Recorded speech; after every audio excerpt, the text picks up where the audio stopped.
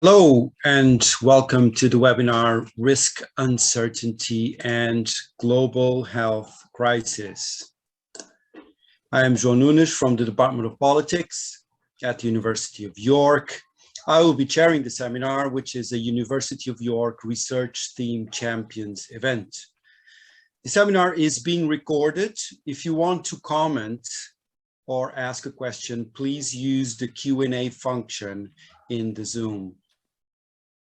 The 21st century has been marked by multiple and overlapping global crises, including the climate emergency, threats to food security, and several epidemic and pandemic outbreaks. In this seminar, these crises, and particularly global health crises, are approached as the materialization of emerging systemic risks and manifestations of uncertainty. We will discuss how knowledge, real-life experiences, ideas about responsibility, political arenas, values, and power have constituted what is considered risk and how we deal with uncertain scenarios. With me to discuss these issues are Gabriela di Giulio, who's an associate professor at the University of São Paulo and visiting researcher at the Department of Politics at York. Bernardo Rangoni, lecturer at the Department of Politics. Pleace, Professor of Social Policy, Director of the Center for Housing Policy, and Research Champion for Justice and Equality at York. Daryl Martin, Senior Lecturer in Sociology and Co-Director of the Center for Urban Research at York. And finally, acting as discussant this afternoon, we have Richard Friend, Senior Lecturer in Human Geography in the Department of Environment and Geography, as well as Research Champion for Risk, Evidence and Decision-Making at the University of York. Gabriela, let's start with you. The floor is yours. Thanks, João. Also, many thanks, Richard and Dan, who put all this together. It's a great pleasure to be here and discuss some aspects of my studies on risks and global health with both of you, but also with Daryl, Nicholas, and Bernardo. So in my 10 minutes, I'll try to connect these topics on risks and global health with the COVID-19 pandemic and some risks and effects in Brazil. So Brazil has been seen as a negative example of how the country addressed the pandemic, with over 33 million officially reported cases and more than 674,000 deaths. From the manipulation, omission data on the evolution of the pandemic to the neglect of the social economic determinants that influence how the disease has spread, many studies have shown that the choices made by the federal government in Brazil are responsible for these tragic numbers, but also for the pandemic's longer-term effects. There are many possibilities to analyze the COVID crisis and its impacts in Brazil. In my talk, I'll try to demonstrate how the social constructive perspective of risk is helpful to give visibility to some political, social aspects that are present in the production of risks, but also in their impacts in the everyday life. So I start to situate some important differences between the dominant frame of risk, which I call here as technocratic frame, and the social constructive frame of risk. So while in the technocratic frame, risk is seen as objective, quantitative measure of probability, in the social constructive perspective, risk is seen as a socially constructed phenomenon open to contestation. In the technocratic frame, the risk assessment methodologies usually reduce complex multidimensional problems into parameters, cost-benefit analysis, and usually distract attention vulnerabilities and the causes of the vulnerabilities. The social constructive perspective helps us to understand how the relationship between risk as a concept and risk as a reality that materializes in everyday life from concrete experiences that involve impacts on health, environment, economy, but also social constraints, loss of human life. So how this relationship is shaped by power, political responses, social relations, knowledge, but also by individual experiences, individual conditions. So now I'm share some of my reflection on these aspects considering the COVID crisis and the risks and effects in Brazil. First, I think it's important to situate some aspects regarding the Brazilian context. The pandemic happened in Brazil against a background of political polarization, a crisis of confidence in political institutions, a kind of anti-science and anti-expertise sentiment, and the growth of misinformation and disinformation. The pandemic also happened in a moment of a severe crisis of food insecurity as a consequence of the dismantlement of important public policies, including the sector of public health, and in the middle of a serious economic crisis, including rising unemployment, poverty, and inflation. So these facts are very important because, as we know, on the one hand, the pandemic has been seen as a merging of modernization, globalization process, closely related to the destruction of the ecosystems. And on the other hand, we also know that the pandemic has social and political ramifications, interactive, exacerbates social inequalities, amplifying negative consequences. So the pandemic may be understood, and this is the first reflection that I'd like to bring to our discussion, as a kind of materialization of emerging systemic risks. Risks that are originated in human-made biological systems, risks that are embedded in complex relationships with ecological, social, technical, political, cultural aspects, risks that produce societal disruptions, have transboundary and cross-sectoral effects, risks, as the COVID clearly shows, cause ripple effects that transgress from the domain of health and extend into economic, social, and political domains, causing new risks, producing effects that go well beyond the physical injuries associated with the disease. So in the case of Brazil, for example, studies have shown that across all age groups, Black people had died proportionally more from COVID than white people, confirming that the pandemic has also exacerbated racial inequalities. Indigenous people also have suffered disproportionately from this pandemic due to a combination of limited access to public health system, but also with continued attacks on their cultures and their territories. A recent national survey conducted by the Rede Discussant shows that more than 33 million Brazilians are facing hunger or severe food insecurity, and more than half of the Brazilian population is living now with some degree of food insecurity, confirming that the pandemic, and mostly important, the lack of public policies have aggravated this already existing scenario. The number of people living on the streets in São Paulo, this is the biggest city in Brazil, increased to 31% during the pandemic, which also confirms that this health crisis has amplified the socioeconomic inequalities and their effects. Unemployment, informality, and jobs classified as essential have also been linked to high mortality from COVID.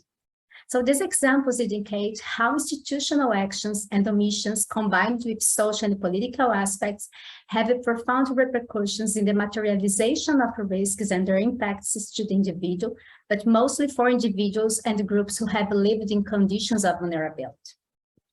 And these examples also clarify, and this is the second reflection that I'd like to bring to our discussions, the idea that there is no crisis without vulnerability.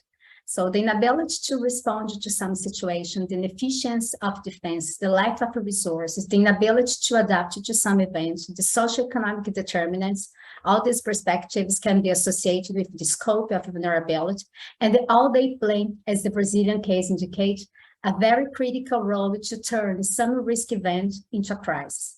The third and last reflection that I'd like to bring to our discussion is related to how individuals perceive and respond to risks in their real-life situations.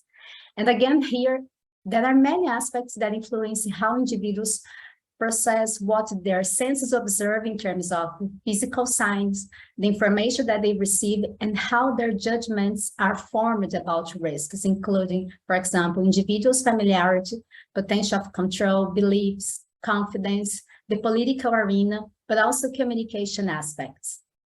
And regarding communication, there are two critical points considering risks and COVID in Brazil. One is the phenomenon of infodemic, which includes misinformation, including false claims, misleading use of data, conspiracy theories, but also disinformation. And the second is the risky communication, which basically should involve strategies to communicate clearly about uncertainties, provide people with insights that they need to make decisions, judgment, mitigate the effects of the threat, enlist public trust and cooperation. So in the case of Brazil, studies have confirmed that the main strategy of the federal government during the pandemic was a sustained effort to disseminate misinformation and disinformation, particularly on social media, including Twitter, Facebook, WhatsApp, lives on the YouTube, with a clear purpose of minimizing the severity of the disease and create and spread confusion and controversy. 2 minutes. Thank you, João. The lack of official data on the evolution of the pandemic was also a critical aspect regarding communication. So as a consequence, conflicting and disorganized information jeopardized prevention strategies, fostered confusion and misunderstanding, also compromised the public adherence to sanitary measures.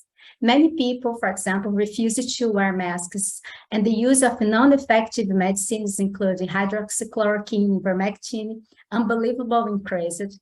And while the number of registered cases and deaths was escalated, public protests claimed for the end of social isolation, for trading reopened.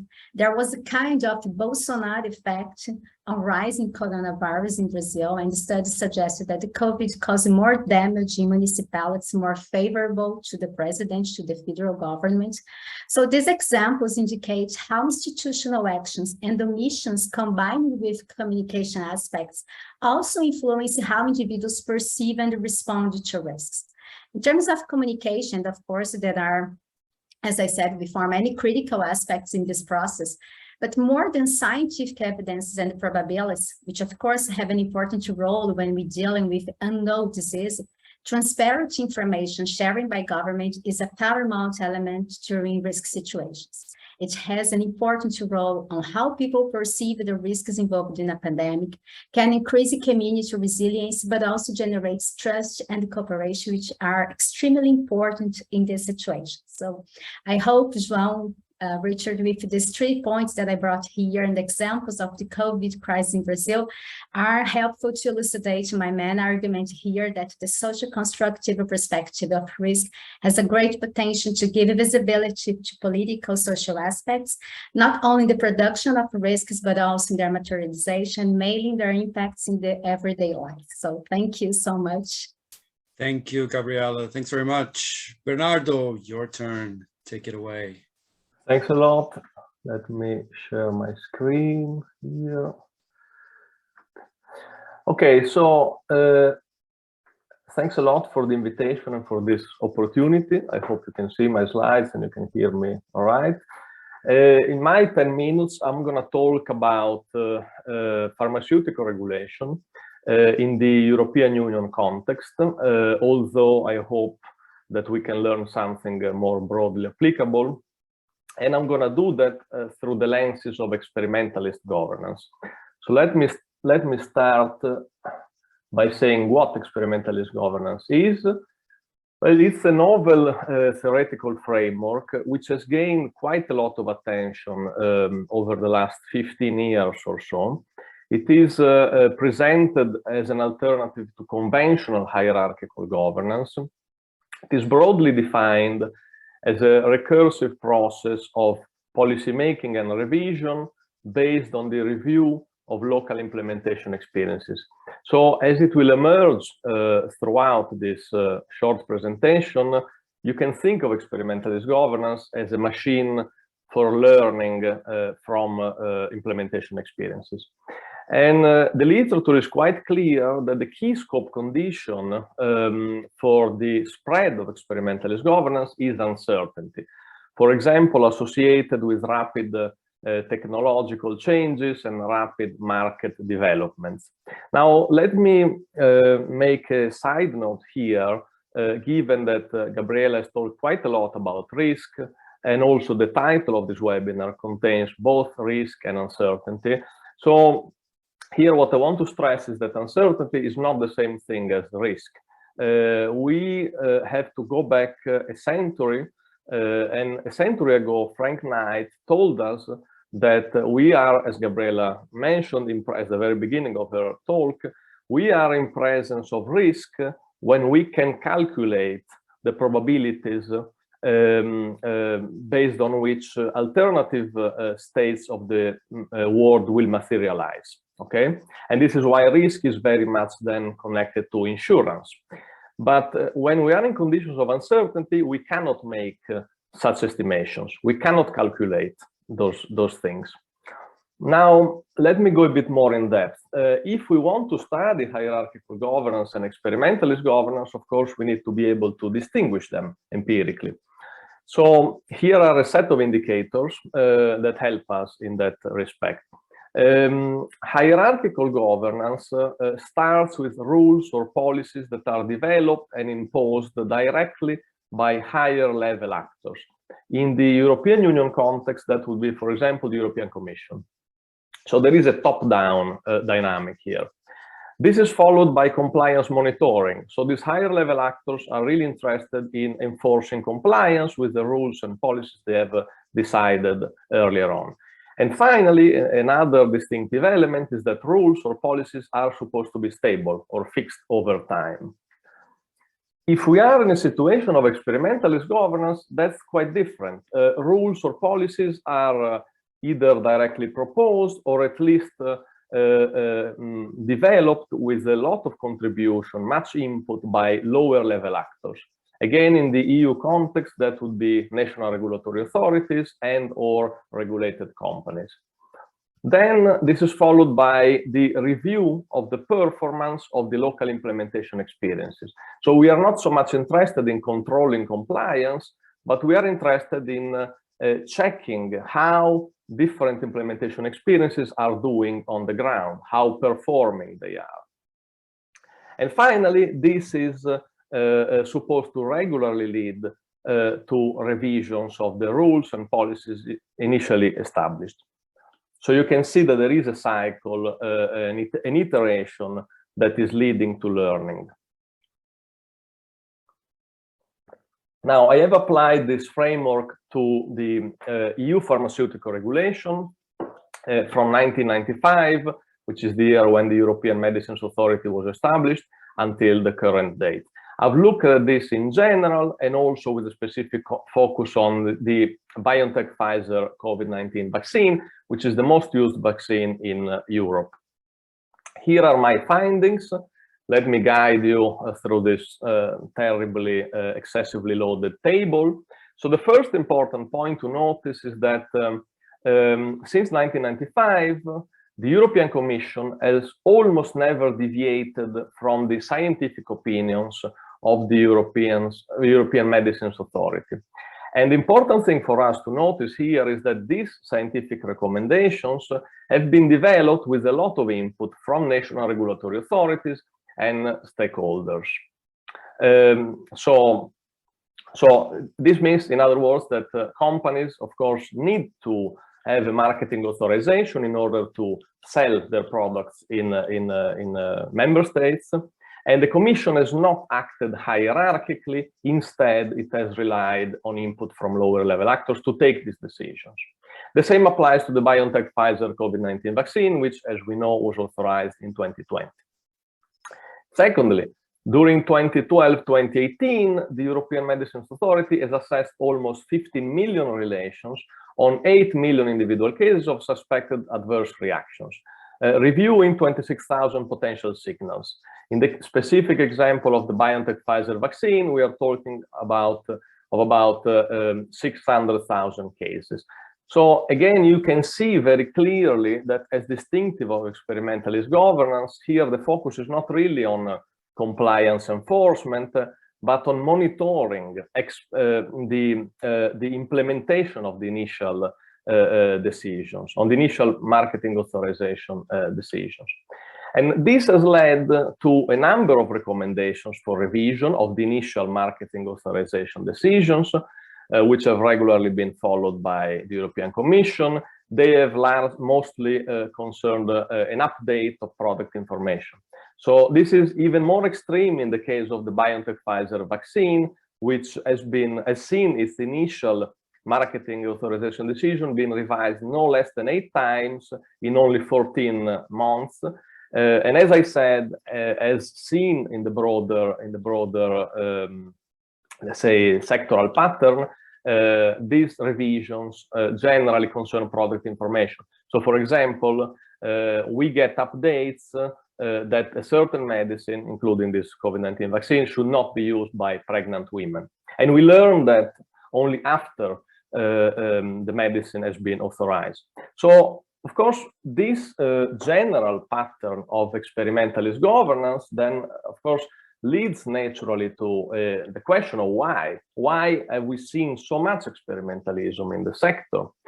And the reason is that as both the officials that I have interviewed and as we can also see in the publicly available information, we cannot eliminate uncertainty with clinical trials.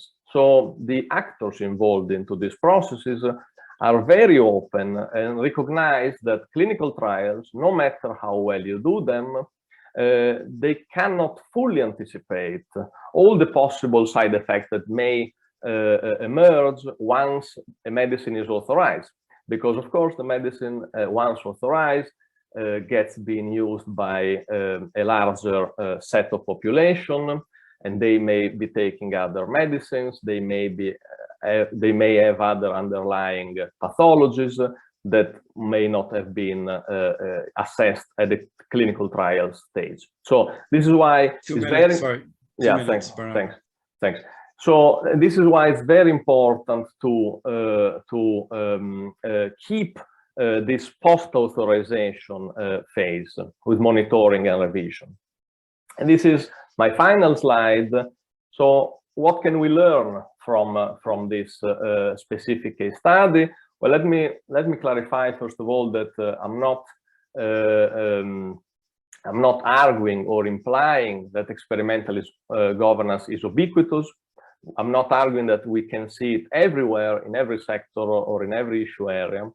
And I'm not arguing either that this is a panacea. Indeed, me and colleagues are working on some contested questions and open issues. However, my findings do suggest that experimentalist governance indeed has some beneficial features, as suggested in the literature. And two seem particularly relevant for our discussion today.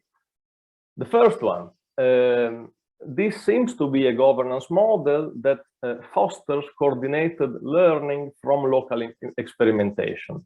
Why?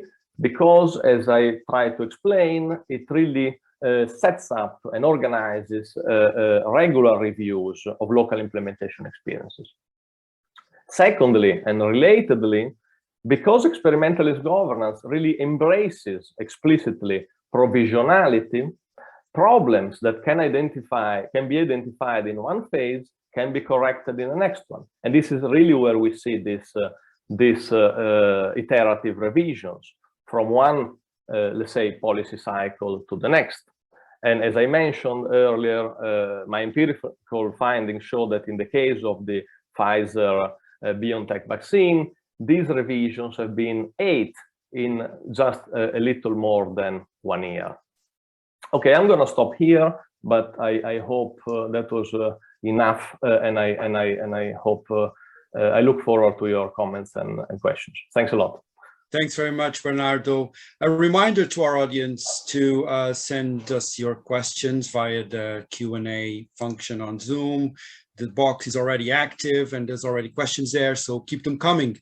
Now, Nicholas, please, the floor is yours. So I'm going to talk just quickly about built environments and housing and risks around health, and particularly around the kind of distribution of risk, the distribution and inequalities around managing risk in the built environment. We're kind of in a place where we've got imaginaries of our response to climate change and how we might mitigate some of the risks, which are these kind of slightly fantastic images of what cities are going to look like in the future, of which this is one example. This is a modernized, livable, highly green, climate responsible, sustainable version of Paris.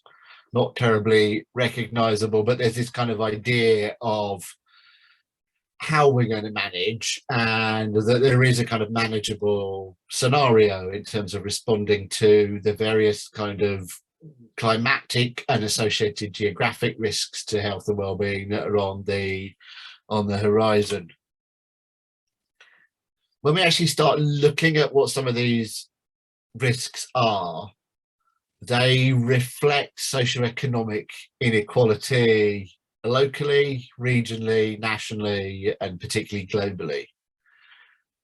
So we're seeing marked inequalities in things like access to shade in warm climates. It's things like more affluent neighbourhoods have more trees. They have more green space. They have more access to water. As we were just hearing about from Gabriela in terms of distribution of the impacts of the COVID virus, I mean, something that happened in the UK was that the densely populated, marginalised areas had 3 times the infection and mortality rates of the most affluent areas. And we've seen that pattern everywhere. But we're also going to see that pattern in terms of the emergent risks around climate change and health. Because the poorest places, the most marginalised places, the poorest housing, the worst quality housing is the housing that is least well equipped to deal with extremes of temperature at either end. Now, one manifestation is that we can't build our way out of this. We can't replace our existing housing, our existing built environments. So a key question then becomes inequalities around thermal efficiency and around managing access to thermal efficiency. Now, at the minute, in a European context, that's about being able to afford to keep warm in winter and managing the risks around keeping warm in winter. But it's also going to be increasingly about managing extreme high temperatures in the summer months. But at the moment, to retrofit housing is out of the reach of a great majority of the population. It's, a quarter or a third of the cost of the housing to update, particularly older properties and things like that. There's also a load of challenges around governance of the built environment in terms of making it more sustainable and reducing the risks to health and well-being in the way that we build housing and the way that we manage the built environment, because most countries have either largely unregulated or low regulation housing and planning systems. So there's no overarching authority in a lot of countries that says a city will have to look like this, a suburban area should look like this, in terms of creating environments that we know are going to be more advantageous to health in the face of the climate emergency, but also more advantageous in terms of just health more generally. So people who had access to green space of their own, who had neighbouring green space during the COVID pandemic, who weren't extremely overcrowded in their housing during COVID, came out of the experience of lockdown more positively than people who'd been in very constrained, low quality environments with no green space. And then a really important dimension around inequalities in health in terms of the emergent risks around climate change is who's going to be exposed disproportionately. And again, the social and the economic factors come in there. So people in situations of housing exclusion and homelessness who don't have fixed connection to the built environments in which they live, who can't exercise much control or any control over the built environments that they live in. People who rent housing, people who don't have their own housing, can't do things like think about water management or think about thermal efficiency or modify their environments in ways that are beneficial to their health because they don't control those environments. And at the extreme of that, there's what the consequences for climate change and deepening inequality are going to be around homeless people and in people in informal and unregulated settlements. Now, by some estimates, there's 1 billion people in informal and unregulated settlements around the world.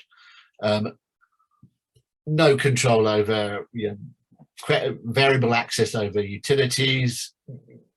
Heating, cooking is, if it's available, is burning wood, burning coal, burning gas, variable access to electricity. And as soon as adverse climate events start to happen that are potentially injurious to health, like extreme weather events, like heat waves, like flooding, all the other things that might represent risks to health and well-being, these populations are disproportionately exposed. And I suppose just finally trying to give a kind of quite quick overview of some of these issues. Some of the risks around this are that increasingly the way to handle the risks to health and well-being is associated with climate change in a social geographic sense is through the creation of what Rowan Atkinson would call alpha territories, which are elite spaces, and the spaces in which the climate is conducive to health and well-being, where there are fewer risks from extreme weather events, from where agriculture is still sustainable, there's a sufficient supply of potable water, that's going to become highly stratified on an economic basis. And that one of the markers of affluence and extreme wealth and socioeconomic position in terms of being high up the global scale in terms of wealth is going to be how high you're above sea level and what the surrounding climate is like.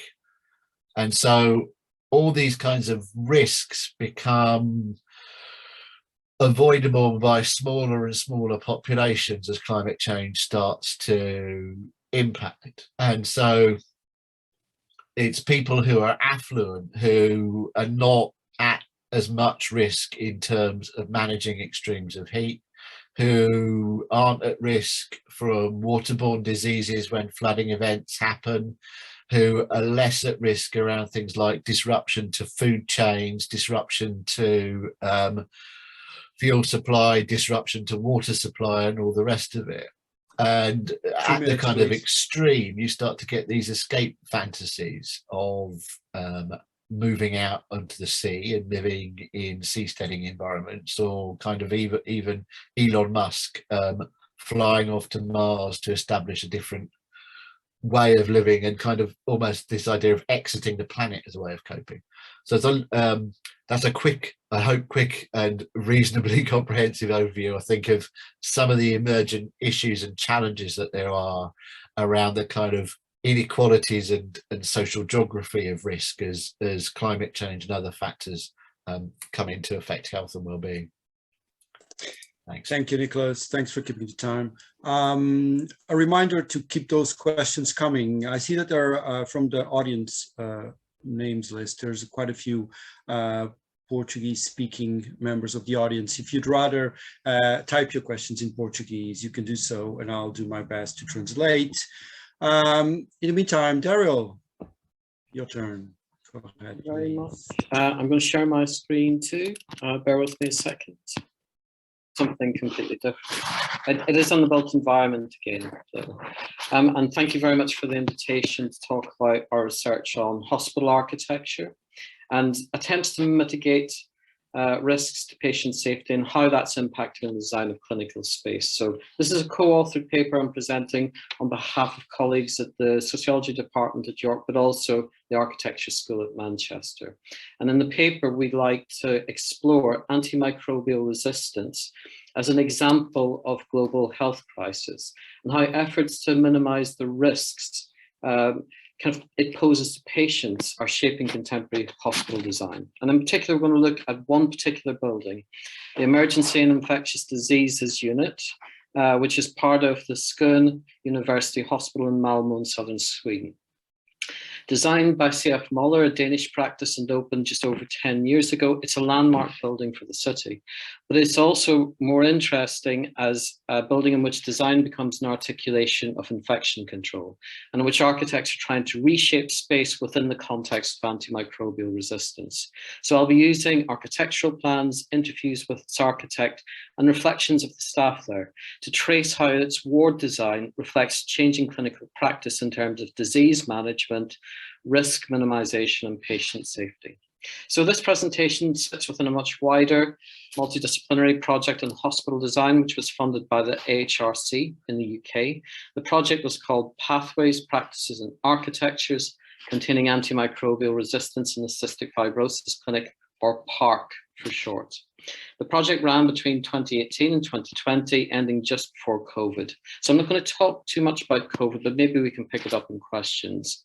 So our focus was to understand the ways in which antimicrobial resistance is managed in different cystic fibrosis clinics in the UK. And ultimately, our primary objective was to compare how attempts to limit antimicrobial resistance through containment and segregation strategies happen differently in different places. And we wanted our partner clinics to use our comparison to reimagine their spaces in order to meet the challenges of post-antibiotic care, or at least to prompt a reflection on that. But today I'm going back to our pilot work for PARC, working with architectural plans and architect interviews to reflect on the Malmö Hospital. Now, before I do so, and by way of context, I just want to say that there is a minimal tradition of research in medical sociology taking the architecture of hospitals seriously, of thinking about of hospitals as anything more than a backdrop for clinical encounters. There are some isolated and some brilliant exceptions, such as Nick Fox's study of the operating theatre environment, in which he analysed the movements of staff, of patients, and medical equipment to understand how the physical layout of surgical space actually shapes clinical interaction and creates a kind of covenant of patient safety. Another exception that's been very influential on us in the PARC team is Lindsay Pryor's research on the plans of hospital buildings through time, in which he shows how hospital architecture is central to the legitimation of medical and nursing practice. Lindsay Pryor is particularly interested in how the 19th century pavilion hospital, which is characterized by large open spaces and large windows to facilitate the flow of air and light, reflected then current miasmic theories of disease. Now, theories of disease change over time, as do methods of treatment, but I think it's always interesting to note the resonance of the past within the concerns of the present. And so the drive to fill Victorian hospitals with fresh air and light is uncannily echoed in contemporary hospital design, such as that we see in Malmö. So the hospital authorities in the region decided in 2005 to replace an old infectious disease unit with a new facility with much better capacity for dealing with the outbreaks of pandemics. The architect told me that this design was conceived with SARS as a guide, and for him, this starting point led to the circular structure that you can see on this slide. Now, I've got some clearer images in later slides, but I hope you can see that each floor, according to this design, has four layers. So there's an outer layer showing the perimeter of the building, which is an open air decking along its outside.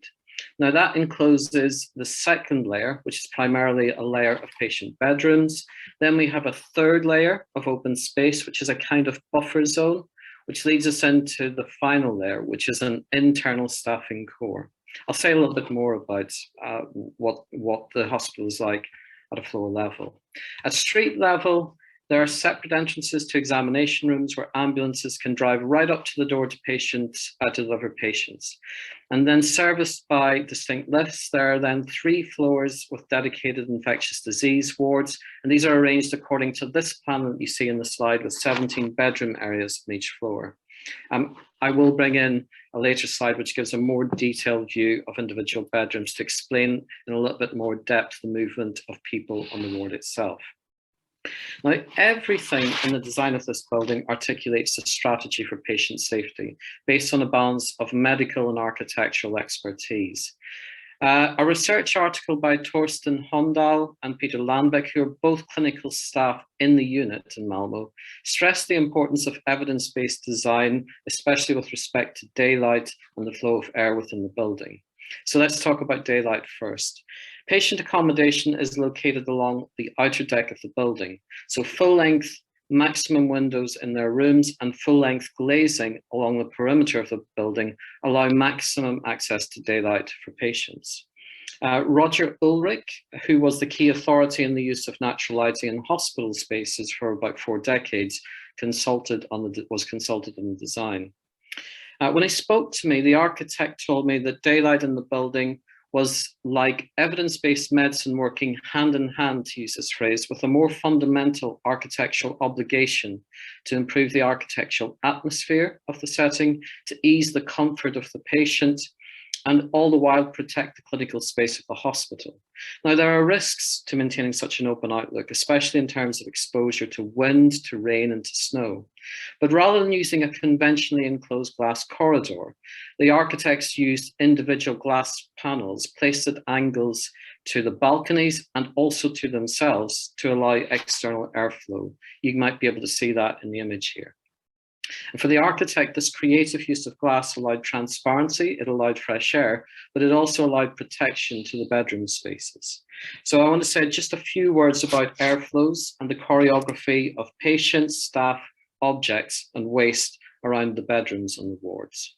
So here we have a plan of a typical bedroom on the ward with a set of numbers and letters to explain the flow of objects and people in and out of the bedrooms. So different ventilation zones are indicated by the numbers 1 to 4. So number 1 indicates open sources of external air either side of the bedrooms. The other numbers indicate an increasingly protected series of air-regulated and sometimes sterile zones, with number 2 highlighting 2 antechambers or anterooms, which both lead into area 3, which is the bedroom, which in turn ends to area 4, which is the ensuite bathroom. And from the outside decking, the letter A indicates the pathway of patients into the bedroom, C indicates the route of carers or relatives, and D indicates the route of waste away from the bedroom to very discreet service lifts on the outside of the building. From the other side of the bathroom, B indicates the route of the medical staff into the bedroom from the inner staff core. So I've shown this diagram because I think it hints at the complex choreography of staff and carers entering patient bedrooms, all in an attempt to minimize kind of like social contact, the spread of infectious disease, and to increase kind of like practices of social distancing. There are safety procedures. Daryl, sorry. There's safety procedures around which doors can be open and which should be closed at any given time in order to strictly regulate the number of air exchanges around patients with contagious diseases. Now, this design has to accommodate the use of modern ventilation technologies to regulate the environment, but it needs to balance that across desires to flood hospital spaces with daylight and access to external sources of fresh air. So this is my last slide. Overall, Holmdahl and Landbeck, who work at the unit, suggested that the layout of the bedrooms and the entrance area directly from outside are 2 examples of what they say is architectural design precedents from the pre-antibiotic era being found highly relevant for the post-antibiotic era. And thus they write that in order to better anticipate the coming 25 years, we chose to look back 25 years. And I think, in fact, we can go further back in time to think about the design of, say, Victorian hospitals and their legacies in the present. Now, of course, there are differences between the pavilion hospitals of the Victorian period and the ward design we see in Malmo. This is most obvious in terms of the generosity of personal space for patients. But to me, it is the similarities between the past and present of risk that stand out here in terms of the materialities that are used to shape the design of contemporary spaces and the mobilities of people and objects that this architecturally induced intricate choreography of care affords. And I would just conclude by arguing that to better understand the challenges of post-antibiotic medicine in the built environment and the role of architecture to shape clinical practice now and minimize risk in the future, it really does help to review the histories of hospital buildings. And this is especially the case, I think, in a country like the UK, where so much of the care that is offered in the present tends to be carried out in very old buildings, which are hardwired by previous ideas of disease, of illness, of the patient, of the medical practitioner, and of course, risk. I'll just leave there with a set of references to some of the project publications, but also some of the sources that we used in constructing this presentation. Thank you, Daryl. That almost left me eager to be hospitalized in Malmo, of course. So moving on to Richard. Richard, this was a extremely diverse and rich range of contributions. I don't envy your job, but I'm sure you're going to do a great one. Please, the floor is yours. Thank you, João. I hadn't realized what level of risk I was embracing in taking on this role. So these are 4 very rich presentations and cover a huge amount of ground. And I have to confess that I'm coming to this conversation from a particular sort of perspective. My own background in risk and uncertainty is really largely around climate or environmental change and the sort of distributional dimensions of risk and vulnerability. So who is impacted, why they're impacted, and how severely they're impacted. So I think you'll have to excuse me that I sort of use my particular lenses to reflect on the conversations we've had so far. I think one of the things that really struck me across all 4 really is that the risks we're experiencing now are very much the products, the outcomes of decisions and actions of the past. In different ways, whether we're talking about the sort of the COVID experience or the antimicrobial resistance and some of the health issues and housing issues that Nicholas and Daryl talked about as well. And you know, certainly in the climate world and environmental change world, there's a lot of talk about path dependency, how we're sort of locked into certain ways of being and doing and thinking, and how difficult it can be in some circumstances to break out of those patterns. So I think we've got sort of good sort of insights on both sides of that in a way that we are already locked in many ways, but also that, as I think Daryl has illustrated very nicely, that there is a possibility to reimagine futures that are perhaps drawing from the past, but also quite different from where we are at the moment. Another perspective that struck me as a way of starting off really also is that we're increasing, I think certainly from my perspective, I would say that we're increasingly dependent on sort of systems that are increasingly global, increasingly at a scale and a level of complexity over which it's very difficult for us as individuals or even, you know, local communities, cities, countries to have very much control.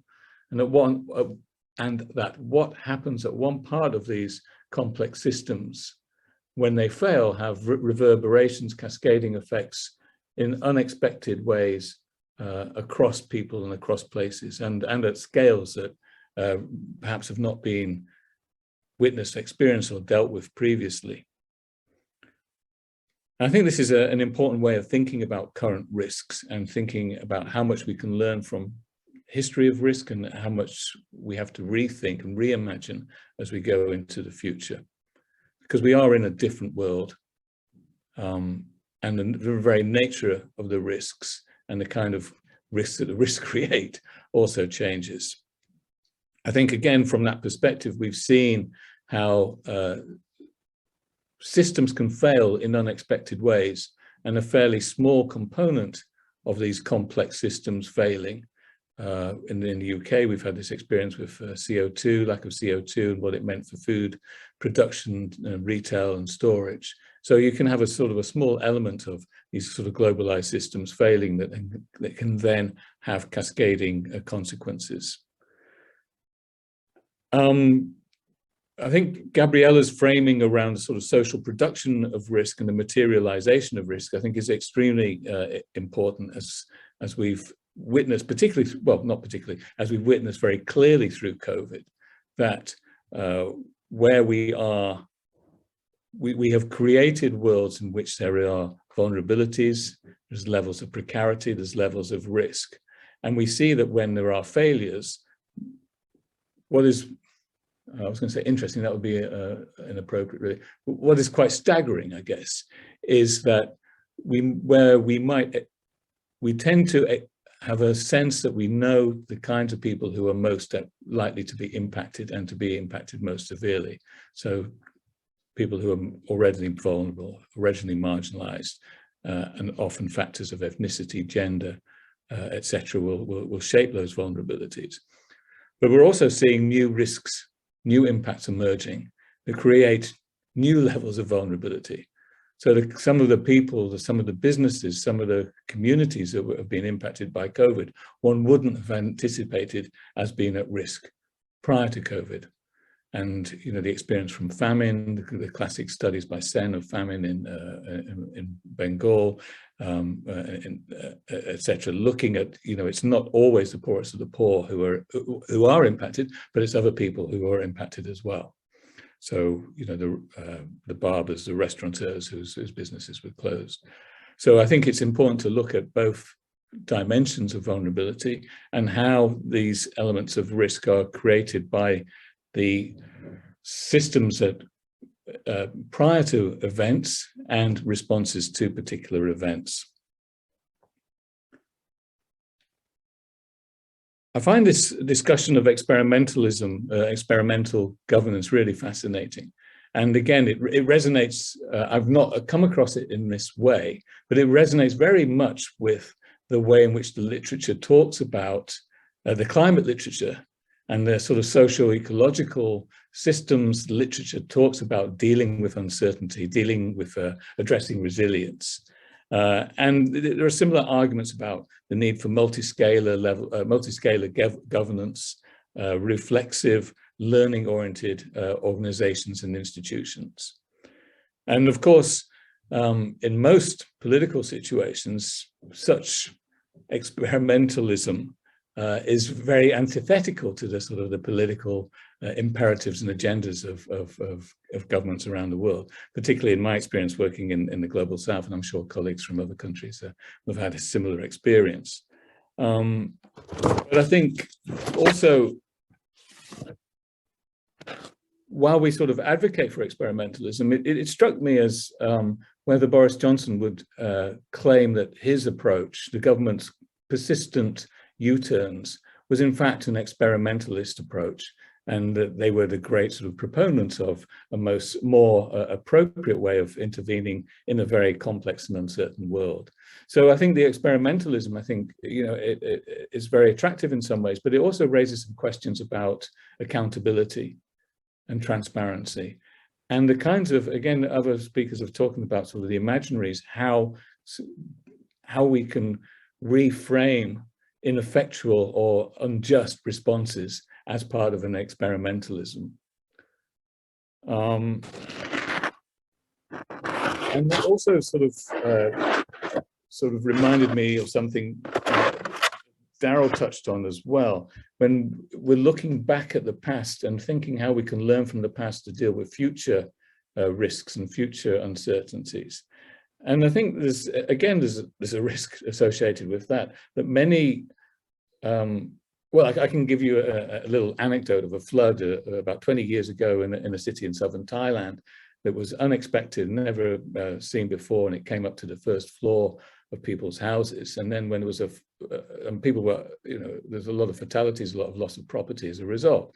When the next flood warning was sort of issued, everyone thought, okay, it was like the last one, we'll deal with it as we did with the last one. But of course, this one was even more severe. And they actually put themselves more at risk by assuming that it would be like it was in the past. So again, we're in this very uncertain world, and it does, I guess, argue both back to the sort of the point of an experimentalist approach to governance and decision making, learning from past experience, but also being able to anticipate things that we've never experienced before and that might become manifest in ways that have never become manifest previously. I could go on, but I think I might just make a couple more points actually, sorry. And I think, you know, across all of the talks, there's this question about, you know, the social production of risk, but also the social production of what is acceptable risk, or what is an acceptable level of impact. And of course, this is hugely politicized about, you know, whose interests prevail and who can be sacrificed. And we're likely to be in circumstances where it becomes an accepted discourse that we aren't able to protect everybody, and that in order to save some, we will have to sacrifice others. Which also sort of relates back to Nicholas's story of the escape fantasies. And of course, I think there's another element to this risk, and we've seen it again in COVID, how risk, people aren't impacted to the same level, to the same extent, the same level of consequences evenly. But also risk creates a whole new set of opportunities. It creates opportunities to avoid dealing with the underlying causes of the risks that are emerging, but to deflect attention to escaping from those risks. And I think there's perhaps what we're seeing in many cases, this is perhaps a question to the speakers rather than an observation, is that perhaps the way in which these risks is unfolding now can be an incentive to sort of neoliberal kinds of responses that are individual and that are sort of privatized rather than these sort of public responses.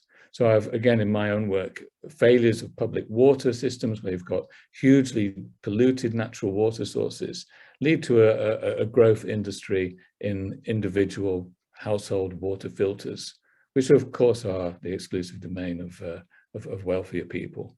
And then we create these sort of intensified inequalities.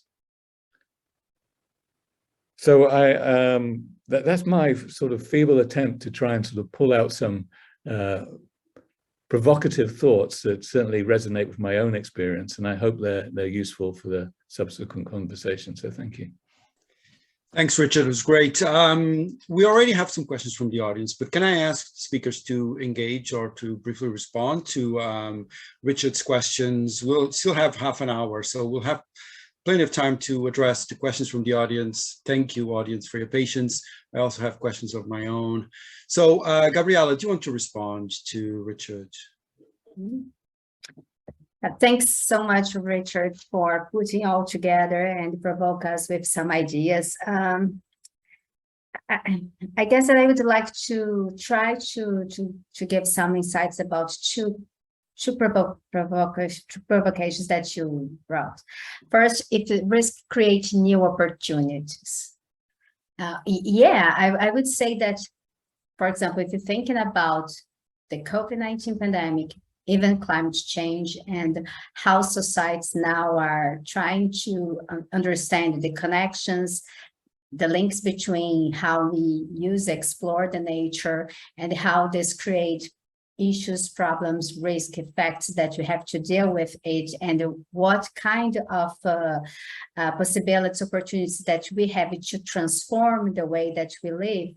We could say that risk can create new opportunities. The question is, who is engaged in this process to rethink the way we live and to create new opportunities, and if this opportunity will be democratic, if this opportunity will engage everyone, if the opportunities don't leave anyone behind. I think that this is the point, this is the main implication, for example, in thinking about climate change. And the second provocation, it's about if this opportunities are connected with some incentives to neoliberal responses or to individual responses. And then again, I think it is a huge problem when we're thinking about COVID or even climate change. For example, in COVID-19, it was very common to try to put the responsibility or the guilt for being affected by the coronavirus in the individual. But as I try to show in my presentation, it's quite difficult, for example, to convincing people that they have to stay at home because the social isolation would be an important sanitary measure when people need to go out, need to work because they don't have resources, enough resources to maintain their families, because they are starving, because there is no emergency aid or enough emergency aid from the governments if the public policies failed in responding to COVID-19.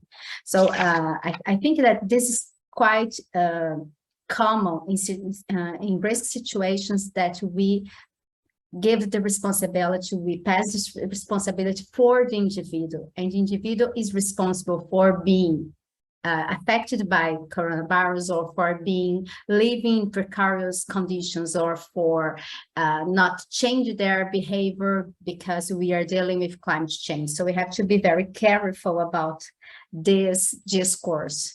And I think that the risk discourse sometimes is quite close to this attempt to pass the responsibility for the individuals, and not for the public policies, for the governments, for other arenas that are in the end responsible for the situation that we live. I stop here, João. Thank you, Gabriela. Bernardo. So thanks, Richard. I'm actually very impressed by the comments you made, because I shared João's impression that it was going to be a very difficult task, and so I really genuinely thank you for these comments. I think you did a great job in bringing the politics about experimentalist governance, and this is an area on which more work has to be done, and I'm also myself trying to contribute to that. Of course, politicians can justify their approaches, as you mentioned, for example, Boris Johnson ex post saying that was experimentalist governance. I mean, there is even a whole literature on blame shifting. So this corresponds to the idea we have of politicians in general. They're very opportunistic. They will do whatever they can to pursue their own short-term interest, and so on and so forth. And indeed, you're also right that at least in some policy domains, embracing uncertainty, which is let's say the precondition for them going for an experimentalist approach, can be very difficult. I recently published a paper on competition policy. And, like the European Commission doesn't like to say, we don't know how to deal with that competition case, And then if you talk to legal practitioners there, they say, what? Provisionality, experimentalist rules? that's a nightmare. What about this legal certainty? What about investments? Firms, they also want to know the rules that they need to comply with, So there is indeed there can be some uncertainty intolerance, especially in some policy domains. But it's also true that if actors don't openly embrace such uncertainty, they may be forced to stumble back into experimentalist governance. So, if we think about the COVID pandemic and all that, ex post, with hindsight, we could say, it could have been better to be very cautious, and say, okay, we are going for this approach, let's see how it works. Because if you portray yourself as very confident, but then facts push you back and force you to change approach, maybe after a number of iterations, this is what you end up doing anyway. I just wanted to push back a bit on the. As I said, there are a number of political concerns. But experimentalist governance, on the other side, may also be more attractive from a political perspective, at least in certain contexts. So if we take the environmental policy domain on which you are working, I mean, there is probably consensus that top-down approaches have failed after decades of negotiations. And it just came out a book by David Victor and Chuck Sable, who are advocating an experimentalist approach in which, the politically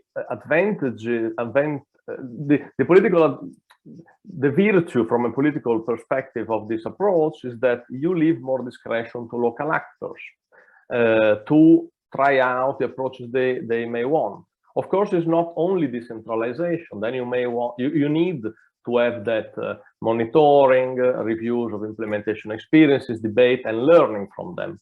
So uploading the best practices, and this may not happen. Actually, I have also some research on renewables in the EU, and I see that there is a lot of decentralization, not much learning. Thanks a lot. Thanks a lot. Thank you, Bernardo. Nicholas? Yeah, well, thanks very much, Richard. I mean, I think what you're saying about kind of incapacity to appreciate and respond to risk. I mean, you gave the example of kind of planning for the next flood on the basis of the last flood. I mean, that really resonates around stuff around the built environment, where you've got persistent use of legacy systems in planning, design, building, carrying on as if nothing's happening, as if the world is not changing, as if there's, it's, you know, so the idea that you would need to think about extremes of temperature in different ways, that you'd need to think about risks in different ways, including, you know, whether or not you build on a floodplain and what the risk of being flooded, what the other risks are around the built environment, I think is very important. So I think there's a kind of,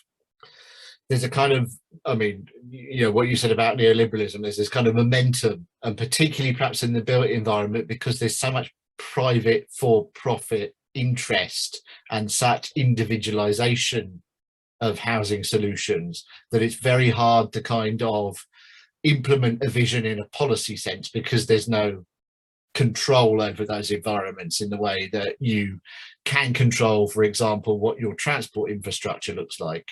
There's no parallel level of control in terms of what you can do with your built environment.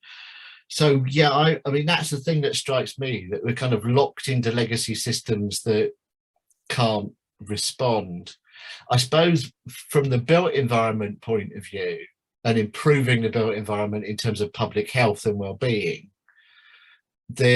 one of the key things is separation of function, which is not the way people have lived through most of history. So the idea that your residential, working, leisure, and other space are all separated, and all separated by some distance, and that home is not a place of food production, economic activity, is not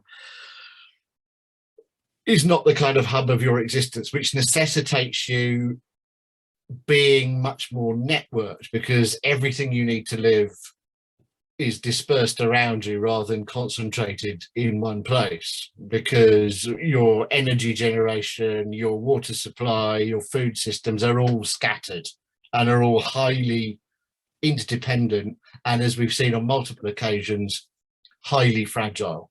It takes very little to knock these things over.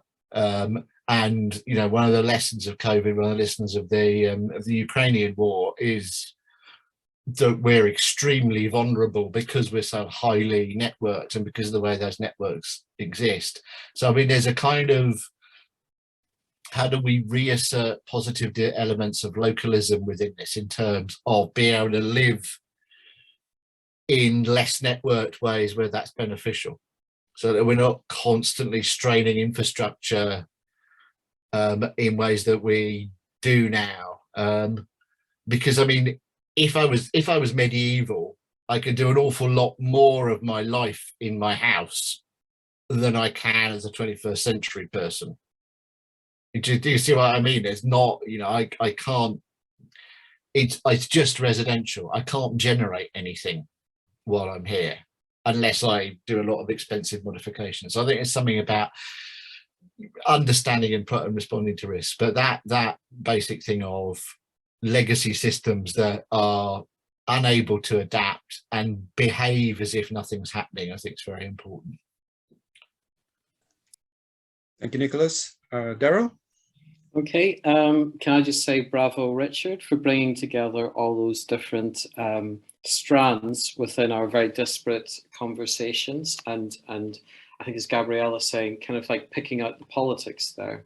And I absolutely agree with your kind of caution or kind of like provocation that risks can be opportunities for, I guess, neoliberal capture. I mean, empirically, we can just look at the COVID pandemic, and the UK is obviously the political context that I know best, but the way in which all the contracts were kind of like harvested for kind of donors of our friends, or kind of like the people who run the bar of the health secretary, you know. So yeah, absolutely. There's a kind of there's a disaster kind of capitalism element to how many kind of businesses and organizations and people think about risk. It's another market, or it's a market opportunity.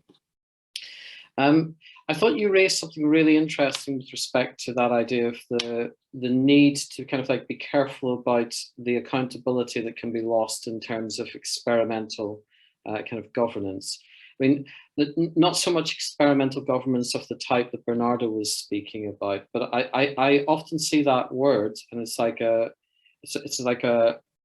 it raises a red flag for me sometimes, especially when governments are getting behind ideas of an experimental approach to land use, for example. And this is again where history can really help us.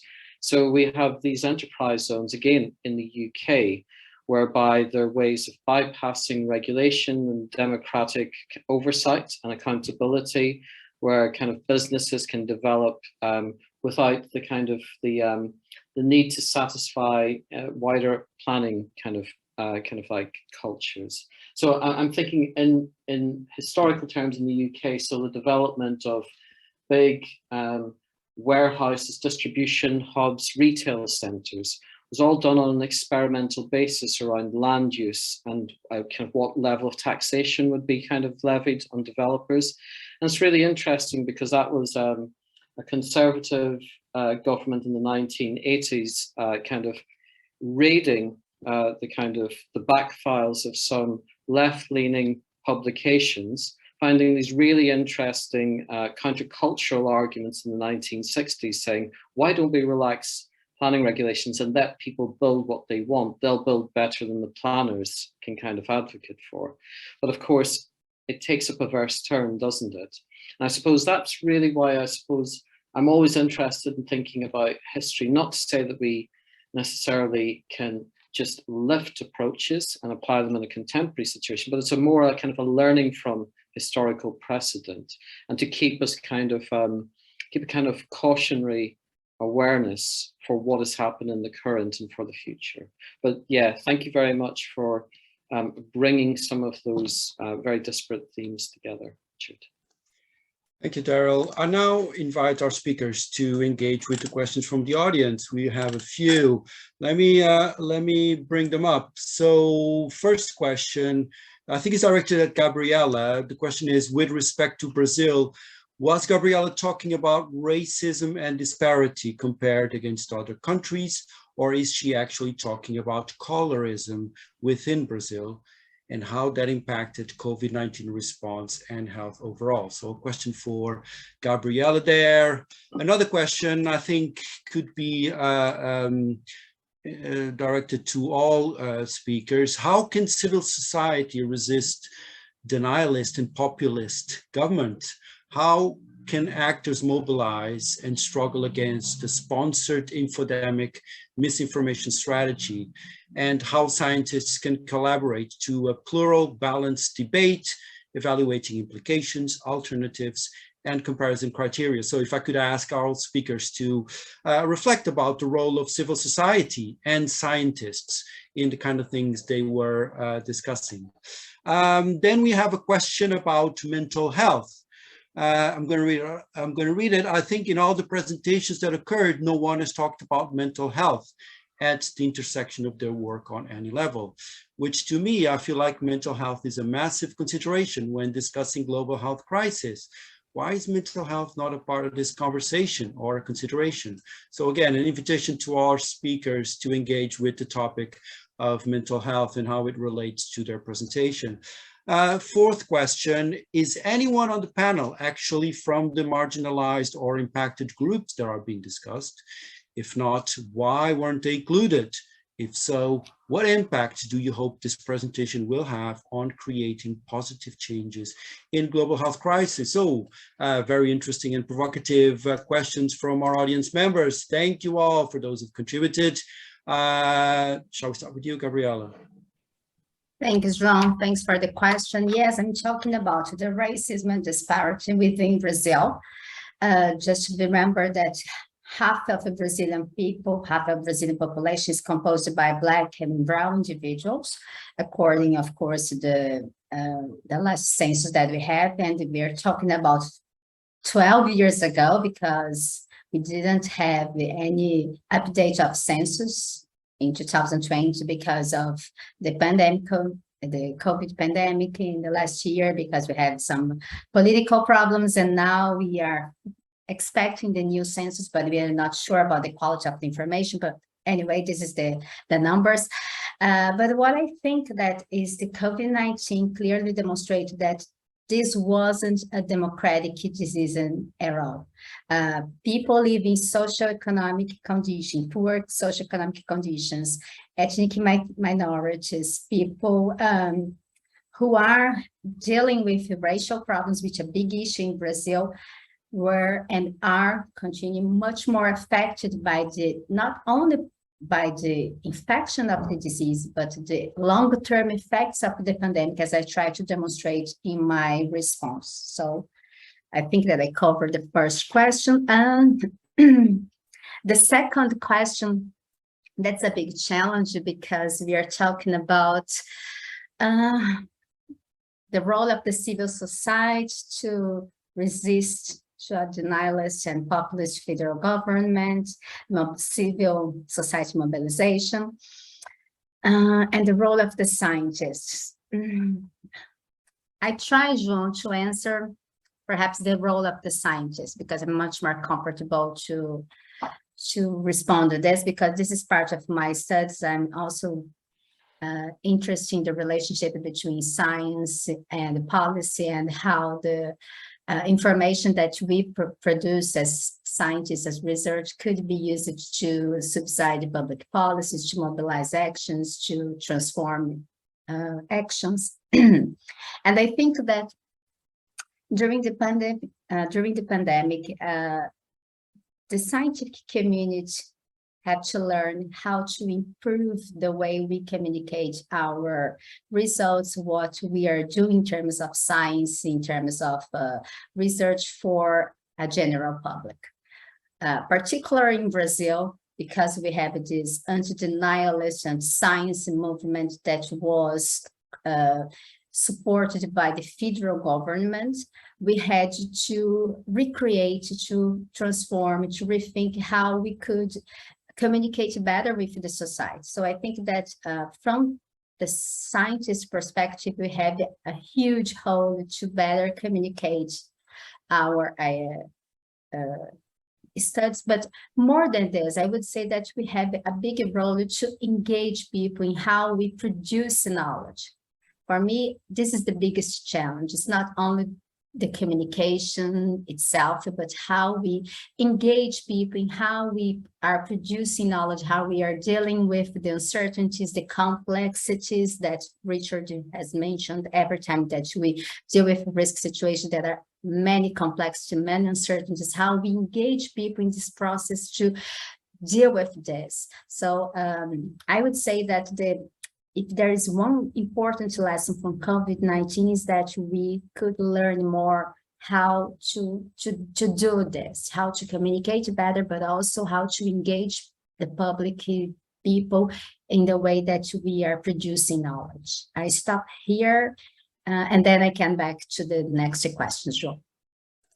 Okay, thank you. Bernardo, would you like to comment on the civil society question, the mental health question, and the final question on the marginalized or impacted groups, please? I mean, I can just say a couple of words, although I'm not an expert on either. On the civil society, my immediate reaction, but I'm not an expert on Brazil or other comparable countries, would be that it really depends a bit on the policy process and how policies are made. If you have, so it's not a great help, my comment or answer, but if you have a government or a decision maker who is more inclusive and is, running public consultations and having hearings and so on, this is where the space is. If you have another type of policy making approach, which is much more closed, then I would say that it's up to these external actors to try indeed do something themselves, but of course that the situation is then much more challenging. Of course, in a more critical manner, we could also say that even in in a country where the government has a lot of public consultations and so on and so forth, we have to be very skeptical and critical and see if those consultations really impact the decisions or not. Because coming back to the previous point that Richard made, they may, in a way, these may be used as justifications to put forward decisions that were already taken. So I don't have a help here, but on the other side, I'm turning the criticism also to apparently more positive situations. Let me just say something very quickly on mental health. My take, but again, this is just a very immediate reaction, is that mental health at the moment is not. We still have an embedded bias vis-a-vis mental health compared to physical health. So I think that things are improving, especially in certain countries and certain contexts, like also university. But you don't go to a doctor and then wonder whether his diagnosis of your problem to the knee is really correct or not. Whereas if you go to a psychotherapist, it takes quite a lot of time to develop also a relation of trust and understanding that is a professional and so on and so forth.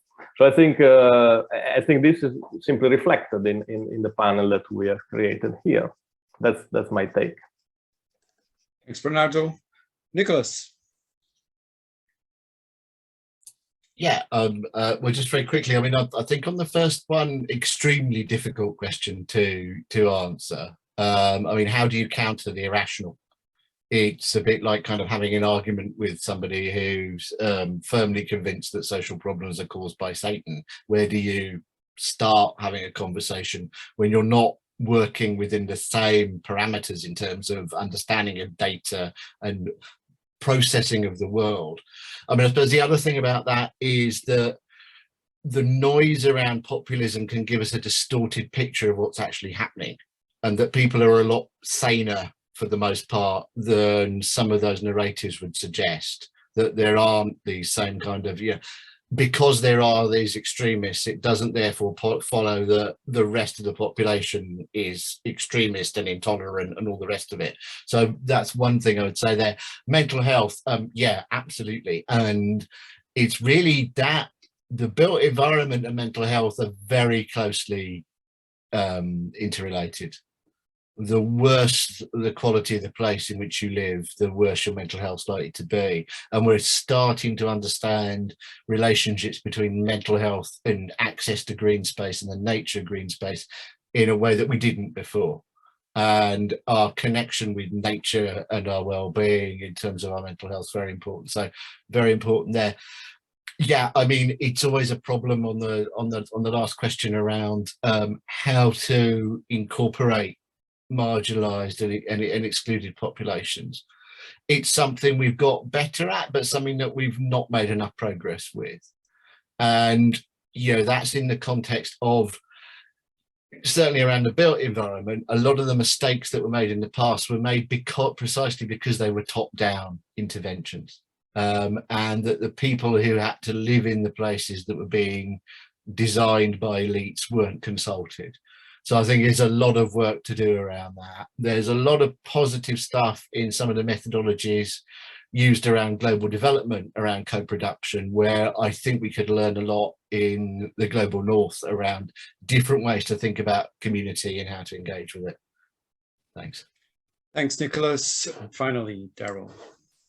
Okay, in terms of the question on civil society, I won't spend too long on that. I'd concur with what Nicholas said in terms of the noise can give a very misleading view, and it's a difficult thing because in terms of responding and trying to give a more balanced debate, as Felipe suggests is needed, you have to kind of take these things kind of slowly and in an evaluative and deliberative way.